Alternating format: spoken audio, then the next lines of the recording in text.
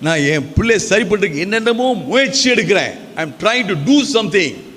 வேதம் சொல்லுது, முயற்சி எடுக்க வேண்டாம்ப்பா, விசுவாசி. விசுவாசி. உன் பிள்ளைங்க ஆசீர்வதிக்கப்பட்டிருப்பாங்க. ஹல்லேலூயா, ஹல்லேலூயா. புதிய சகாப்தம். கையில் உயர்த்தி ஆமென் சொல்லுங்க. It's a new way of living. இந்த ஒரு சத்தியம் புரிஞ்சிச்சுன்னா நம்முடைய கண்ணோட்டம் மாறும்.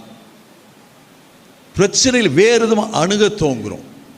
நம்ம ஜெபம் மாற தோங்கும்.